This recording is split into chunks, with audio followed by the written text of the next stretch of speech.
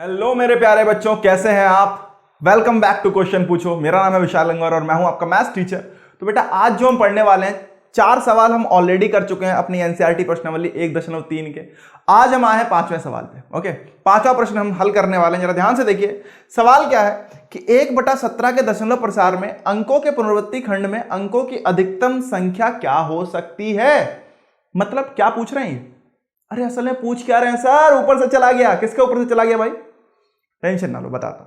तो बेटा आपने देखा हो कि हाँ, या तो कोई अंक, जब हम दशमलव प्रसार निकालते हैं कुछ संख्याओं का, तो या तो कुछ अंक की पुनरावृत्ति होती है या फिर किसी अंकों के खंड की पुनरावृत्ति होती है। तो ये पूछ रहे हैं अगर कोई अंकों के खंड की पुनरावृत्ति हो रही है तो उसमें अधिकतम संख्याएं कितनी हो सकती हैं। जैसे आपको ध्यान हो तो आपने क्या देखा था, 1/7 अगर आपको ध्यान हो तो क्या आ रहा था, ये आ रहा था 0.142857 के ऊपर बार आ रहा था। मतलब क्या है, ये अंकों का खंड की पुनरावृत्ति हो रही थी। इसमें संख्याएं कितनी वो हमें बताना है, 1 2 3 4 5 6।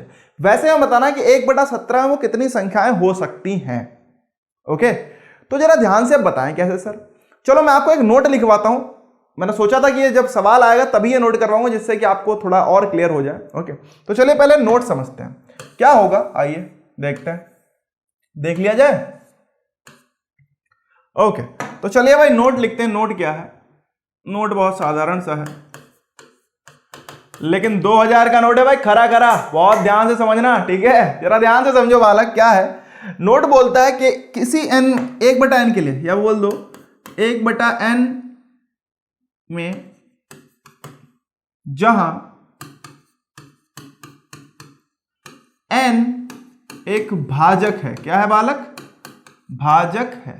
अब देखो n का मान कुछ भी हो सकता है। जैसे वहां 7 था, कहीं 17 था, कहीं 27 होगा, हो सकता है कहीं 15 हो, कहीं 5 हो, कुछ भी हो सकता है। हमें क्या बताना है? हमें सिर्फ यह पता करना है कि अगर इसका हम दशमलव प्रसार करें तो अंकों के पुनरावृत्ति खंड में अंकों की अधिकतम संख्या। ध्यान दीजिए क्या पूछा इन्होंने, अधिकतम पूछा है। यह शब्द बहुत महत्वपूर्ण है बालक, ध्यान रखना। यह शब्द बहुत ही ज्यादा जरूरी है। अधिकतम अगर लिखा है तो आपको अधिकतम, इसका आंसर सीधे बता सकते हो आप। और सर कैसे? अभी दिखाते हैं कैसे, ध्यान से देखते हैं। तो ध्यान से देखिए, आइए। तो 1/n में जहां n एक भाजक है, तो 1/n के दशमलव प्रसार में, के दशमलव प्रसार में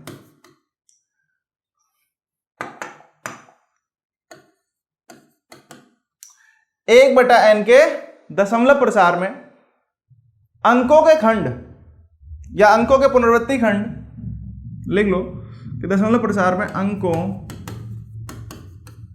के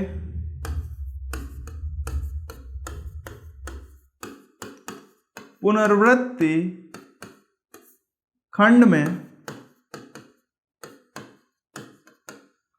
अंकों की अधिकतम संख्या, अंकों की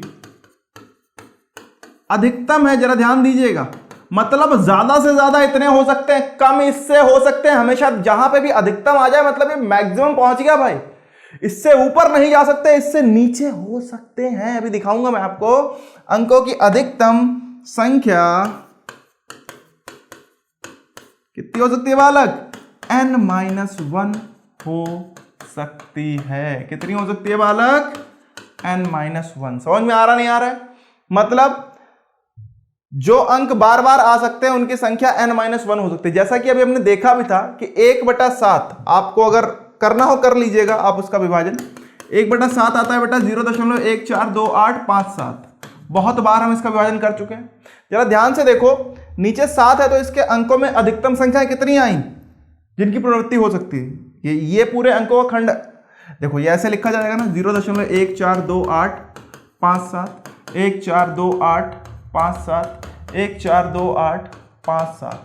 तो ये पूछ ये रहे थे कि जो अंकों का खंड देखें तो ये पूरा अंकों का खंड बार बार आ रहा है। देखो आ रहा है, एक बार आया, दोबारा आया, फिर तिबारा आया, ऐसे बार बार आएगा।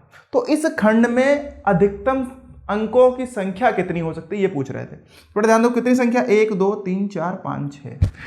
इनका कहने का मतलब यह है कि भाई कितनी संख्याओं के ऊपर अधिकतम बार लग सकता है, बस बार पूछ रही है।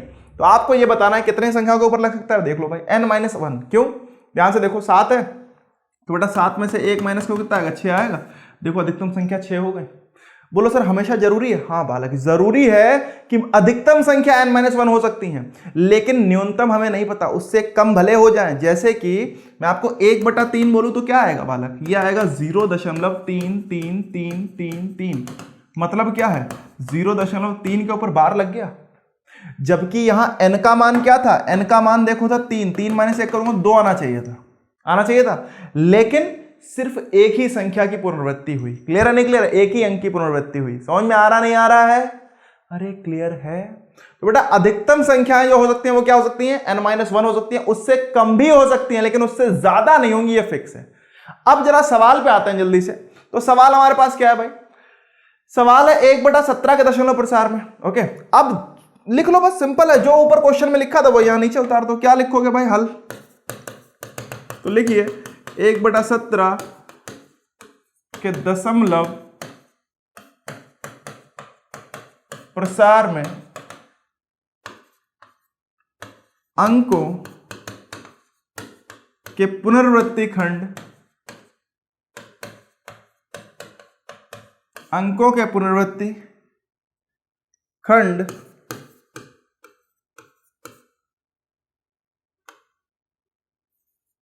में अंकों की अधिकतम संख्या पूछा उसने, क्या पूछा, अधिकतम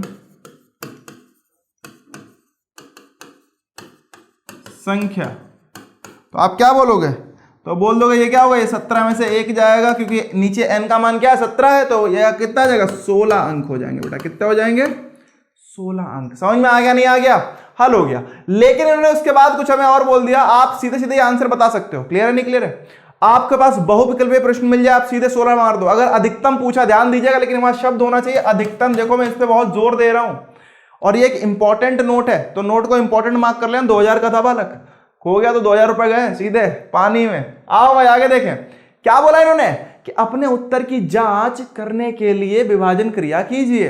तो चलिए भाई विभाजन क्रिया करें क्या, पक्का, आइए धीरे धीरे करते हैं आपके साथ हम विभाजन क्रिया। आप भी करिए, हम करते जाते हैं और आपको समझाते जाते हैं।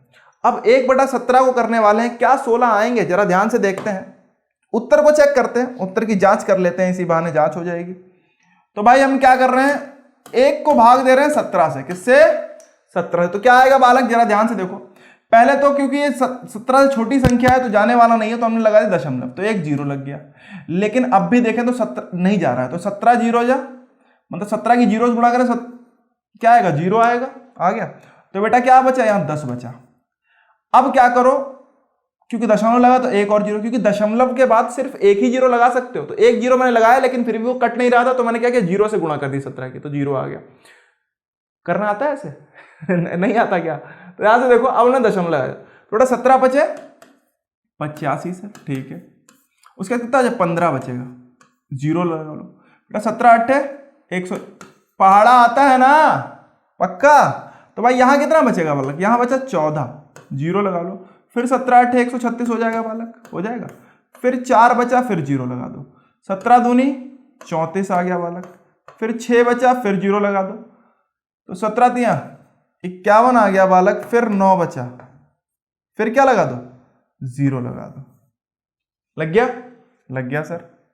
अब जरा ध्यान से देखो बालक, अब यहां 9 बचा, 90 आ गया, तो 17 बचे, फिर 85 हो गया, फिर बेटा कितना बचा, 5 बचा, तो फिर 0 लगा दो, फिर क्या आएगा, 17 दूनी 34 आ जाएगा, आ गया, आ गया।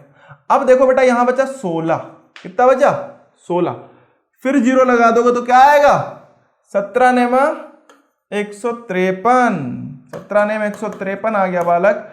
यहां बच गया 7। जहां पे भी सर रुकना कहां है, जहां पे भी आपका जो शेषफल जा रहा था वो समान आ जाए, जाके मान लो 1 आ गया, जहां पे भी अब दोबारा 1 आ गया, समझ लेना भाई यहीं से कहानी खत्म। या जहां पे दोबारा 15 आ जाए, 14 आ जाए, 4 आ जाए, कुछ भी आ जाए, दोबारा आ जाए बस वो शेषफल। अभी देखो शेषफल सब अलग अलग आ रहे हैं, ठीक, तो 7 आ गया। अब 0 लगाओ तो क्या आएगा, 17 चक्कू 68 आ जाएगा भाई, आएगा नहीं आएगा, तो 17 चक्कू 68 हो गया बालक। चलो अब एक काम करते हैं, इसको इधर लिख लेते हैं, 2 बचेगा यहाँ पे, ठीक है। तो मैं इधर कर देता हूं, ठीक है, इधर कर रहा हूं, ध्यान से देखिए।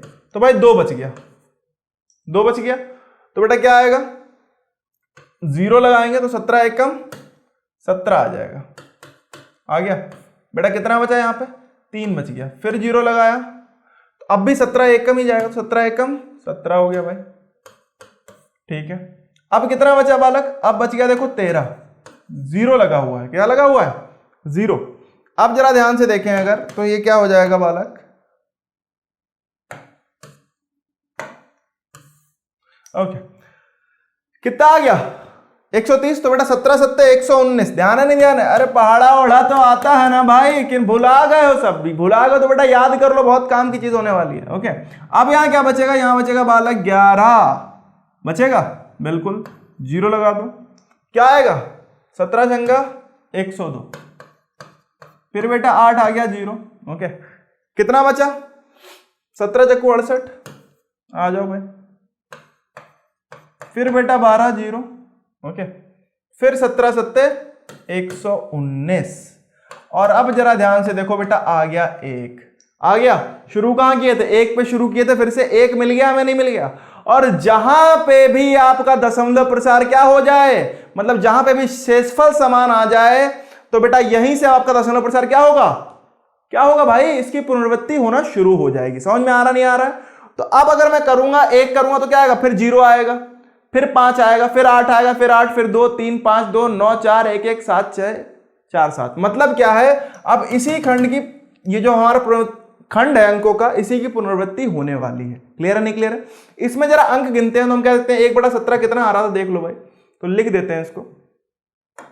तो 1/17 क्या आ रहा था भाई, 0.05, अरे भाई कहां चलेगा तुम, 8 8 2 3 8 8 2 3 5 2 9 4 1 1 7 6 4 7 के ऊपर बार लगा दो, ओके। अब जरा ध्यान से देखो इनकी संख्याएं कितनी हैं, गिनो जरा, उत्तर की जांच कर रहे हैं बस। 1 2 3 4 5 6 7 8 9 10 11 12 13 14 15 16 बालक, और हम सही हैं। समझ में आ गया क्या। तो इस तरीके से आप हल कर सकते हो अपने सवाल को। समझ में आया नहीं आया, इस तरीके से आप बता सकते हो कि अधिकतम संख्या कितनी हो सकती है, n-1, लेकिन उससे कम हो सकती है, हमेशा ध्यान रखिएगा। समझ में आ रहा नहीं आ रहा, चलिए ठीक है। तो चलिए अगले सवाल पे आते हैं जल्दी से। अगला सवाल हमारा वेट कर रहा है, हमारा इंतजार कर रहा है अगला सवाल। और सवाल क्या भाई, ये रहा प्रश्न नंबर 6 है क्या बालक, कि P/Q के रूप की परिमेय संख्याओं, जहां पे Q 0 के बराबर नहीं है, तो P/Q के रूप की परिमेय संख्याओं के अनेक उदाहरण लीजिए। पहले तो बहुत सारे उदाहरण लेंगे हम, ठीक है, जहां P और Q पूर्णांक है। P और Q क्या है, पूर्णांक है, ठीक है। जिनका 1 के अतिरिक्त कोई उभयनिष्ठ गुणनखंड ना हो, यह बहुत इंपॉर्टेंट, बहुत ही जरूरी लाइन है, जिनका 1 के अतिरिक्त कोई उभयनिष्ठ गुणनखंड नहीं है। ध्यान दीजिएगा, हमें संख्याएं ऐसी लेनी है जिनमें 1 के अतिरिक्त कोई उभयनिष्ठ गुणनखंड ना आए। मतलब क्या है कि अंश और हर में 1 के अलावा कोई भी चीज क्या ना हो, उभयनिष्ठ ना हो। उनका जो गुणनखंड होते हैं, अगर मैं उनका गुणनखंड करूं तो उसमें एक ही उसका क्या है, कॉमन फैक्टर, मतलब HCF उसका 1 है। क्लियर है नहीं क्लियर है। उसके बाद क्या, और जिसका शांत दशमलव प्रसार हो, क्या है, शांत दशमलव प्रसार हो। क्या आप यह अनुमान लगा सकते हैं कि Q का कौन सा गुण अवश्य संतुष्ट करना चाहिए। अब अगर शांत दशमलव प्रसार है तो Q का कौन सा गुण होना चाहिए, ये इंपॉर्टेंट है, ये हमें जानना है, ये हमें निकालना है कि Q का कौन सा गुण हो सकता है जिसमें शांत दशमलव प्रसार आ जाए। ठीक, आओ जरा देखते हैं। अब इसके लिए भी मैं आपको एक समझाना चाहता हूं बहुत कुछ, बिकॉज ये बहुत ही मजेदार क्वेश्चन है, मजेदार सवाल है, ओके। तो आइए पहले समझते हैं चीजों को। इसमें भी एक नोट लिखेंगे हम, बहुत बढ़िया सा, जरूरी है, हल समझते हैं। अब मान लो पहले तो P/Q के रूप में मैंने लिखा 1/4, क्या आएगा भाई, इसका मान आएगा 0.25। देखो आ गया नहीं आ गया, मतलब क्या आ गया, 1 और 4 में उभयनिष्ठ गुणनखंड क्या है, एक ही है सिर्फ, है। और ये देखो इसका शांत दशमलव प्रसार भी आ गया, मतलब कंडीशन फुलफिल कर रहा है। अब मान लो मैंने दूसरा लिया, मान लो लिया 17/10, तो बेटा क्या आएगा, 1.7 आ जाएगा, आ गया। अच्छा मान लो लिया मैंने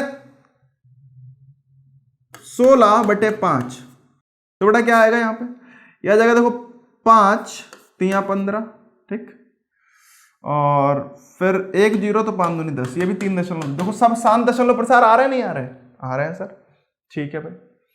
अब मान लो एक संख्या ली मैंने, क्या ली, 19/20, यहां से देखो, अब अगर ध्यान से देखें तो इसको क्या ले सकता हूं, इसको ले सकता हूं 2 10 20, 2 नेम 18.5, तो ये हो जाएगा 0.95 हो जाएगा, क्योंकि एक 0 है तो ये दशमलव इधर खिसक जाएगा, और बेटा क्या हो गया, 0.95 आ गया। लेकिन ये भी शांत दशमलव है या नहीं है, अरे है बालक, है सर, बिल्कुल है।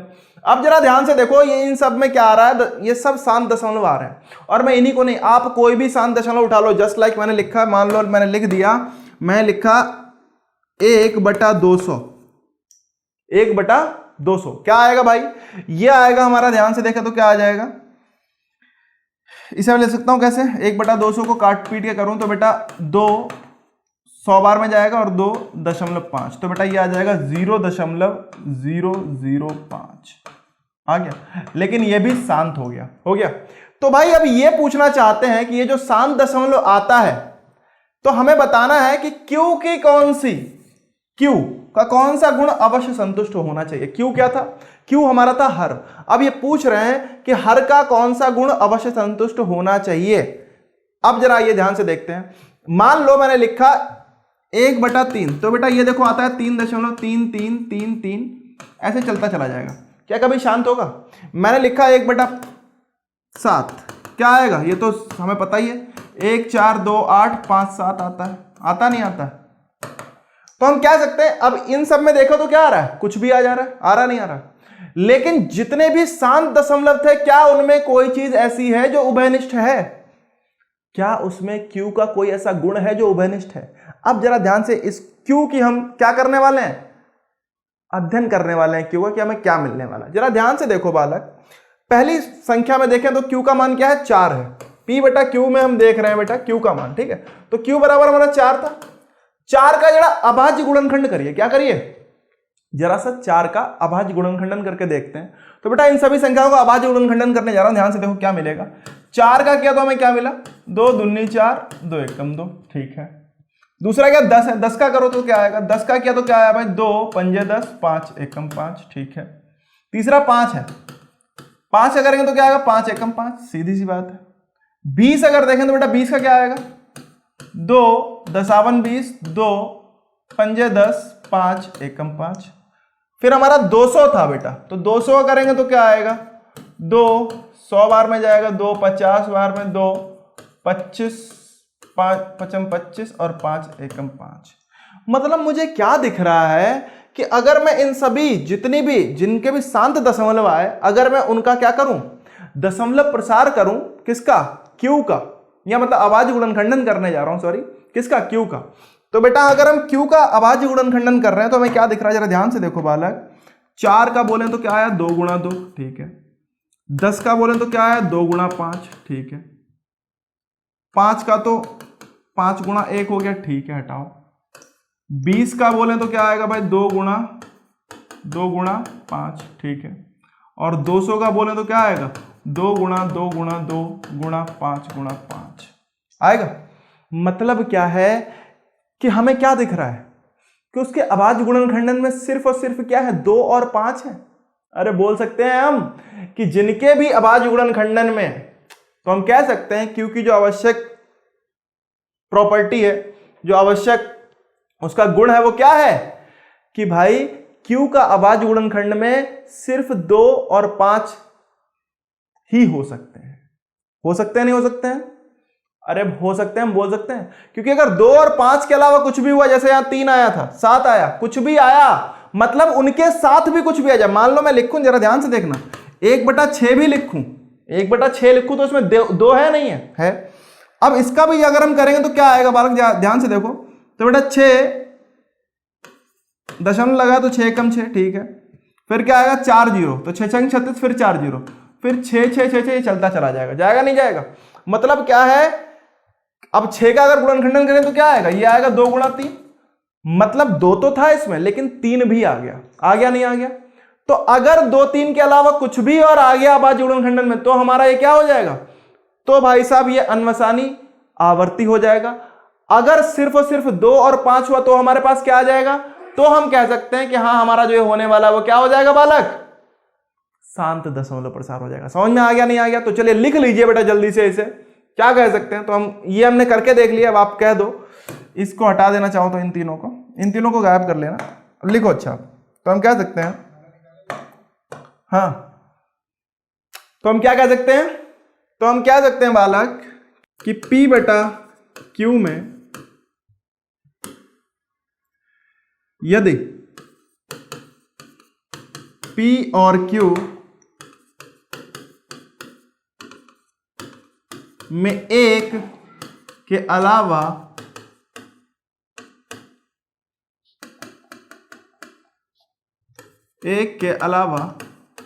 कोई उभयनिष्ठ, ध्यान दीजिएगा इनके अलावा कोई उभयनिष्ठ गुणनखंड नहीं होना चाहिए, अभी दिखा रहा, उभयनिष्ठ गुणनखंड नहीं है तो और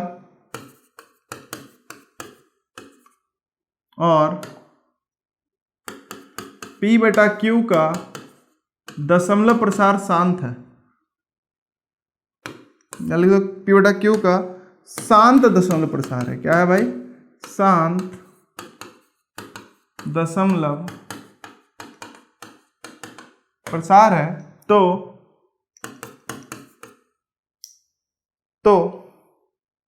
लिख लेना बेटा,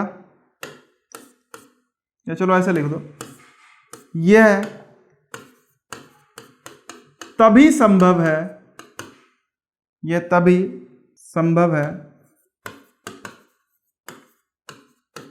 यदि Q के अभाज्य गुणनखंड में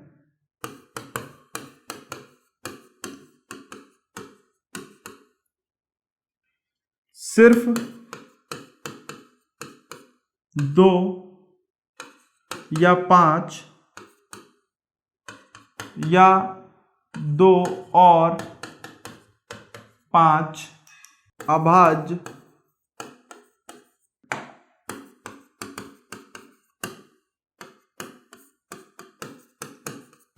समझ में आ रहा नहीं आ रहा, क्या होना चाहिए, Q के अभाज्य गुणनखंड की बात कर रहा हूं, Q का जो अभाज्य गुणनखंड होता है उसमें बेटा क्या होना चाहिए, या तो सिर्फ 2 हो या फिर 5 हो सिर्फ, या फिर 2 और 5 हो।